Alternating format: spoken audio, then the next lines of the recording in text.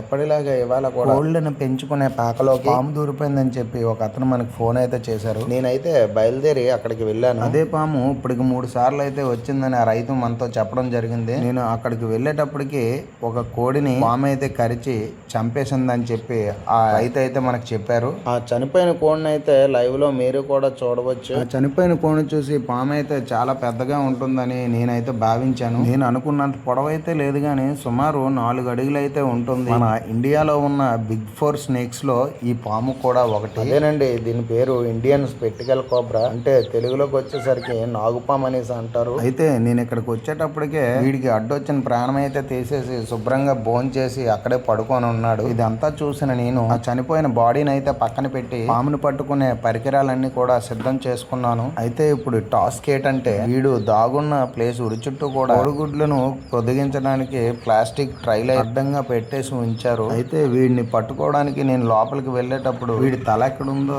తోక ఎక్కడుందో కూడా నాకైతే కనిపించలేదు. అయితే ఎలాగైనా సరే వీడిని మనం ఇక్కడ నుంచి ఎస్కేప్ అయితే చెయ్యాలి. అలా చేయకపోతే వీడైతే బకెట్ తన్నేస్తాడు. ఎందుకనంటే ఆల్రెడీ వీళ్ళైతే కర్రలు పట్టుకొని రెడీగా ఉన్నారు. వీడు బయటకు ఎప్పుడు వస్తే కొట్టేద్దామని చెప్పి వీడిని కాపాడదామని నేను చూస్తుంటే వీడు అటు ఇటు పరిగెడుతూ నాకు చుక్కలు చూపించేస్తున్నాడు. అలా అని చెప్పి కోళ్లు పెట్టుకునే ట్రైలు ఒక్కొక్కటిగా పక్కకు తీస్తుంటే కోళ్లు అనేవి నన్నే పొడవడానికి చూస్తున్నాయి. వాటిని పక్కన పెట్టి వీడిని పట్టుకోవడానికి చూస్తే వీడు పాకలో నుంచి బుర్ర బయటకు పెట్టి నన్నే బెదిరిస్తున్నాడు. చూసారు కదా వీడు ఫోటోలకి ఫోజులు ఇచ్చే బిల్డప్. అయితే ఇప్పుడు టాస్క్ ఏంటంటే ఈ మీద నుంచి వీడిని కిందకి దించడమే ఒక పెద్ద టాస్క్. అయితే మన కుర్రోడు బాగా కోడిగుడ్లు తిని అలవాటు పడాడు. కిందకి రమ్మని సరే రావట్లేదు.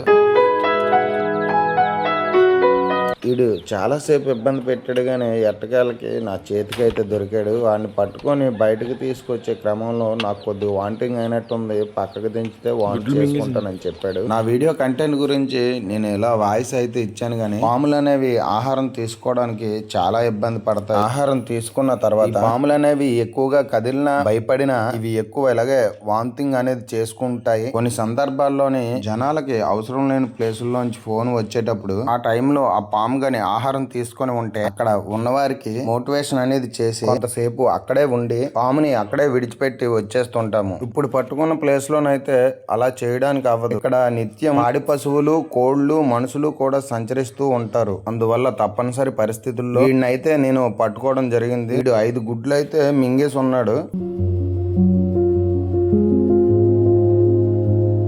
మనోడు బలవంతంగా వాంటింగ్ చేశాడో ఏంటో 4 గుడ్లు అయితే బయటికి కక్కేశాడు. ఇంకొక గుడ్డు అయితే బ్యాలెన్స్ ఉండిపోయింది.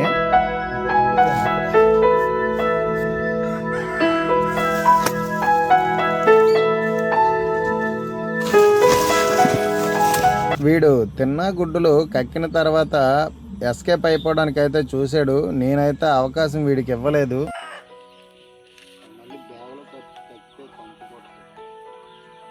అసలు పాములు అనేవి ఆహారం తీసుకున్న తర్వాత చాలా మటుకు అలసిపోయి ఉంటాయి కాబట్టి చాలా స్లోగా ఉంటాయి. కానీ ఈ పాము అలా కాదు, చాలా స్పీడ్గా ఉంది.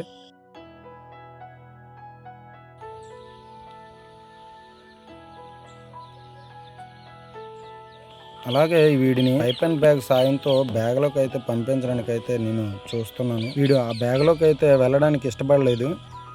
ప్రతిసారి కూడా వాడు కరవడానికే నన్ను చూసేవాడు. కోపం అనేది తట్టుకోలేక వాడిని వాడే కరుచుకున్నాడు.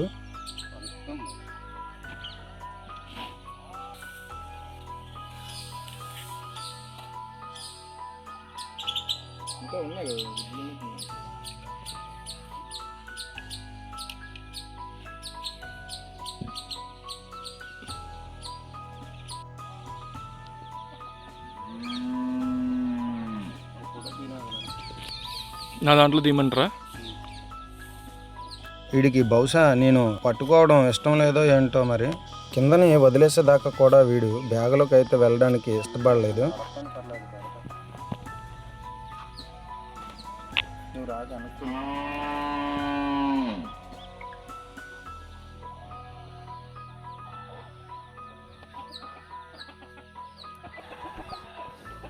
అన్ని పాముల్లాగా బ్యాగులోకి వెళ్లకుండా వీడైతే రివర్స్ లోనే లోపలికి అయితే వెళ్ళిపోయాడు. బుసలైతే కొడుతున్నాడు.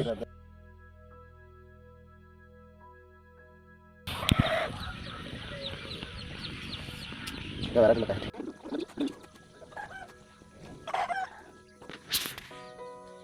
సౌండ్ దగ్గర ఎక్స్ప్లెయిన్ చేయరా దానికోసం?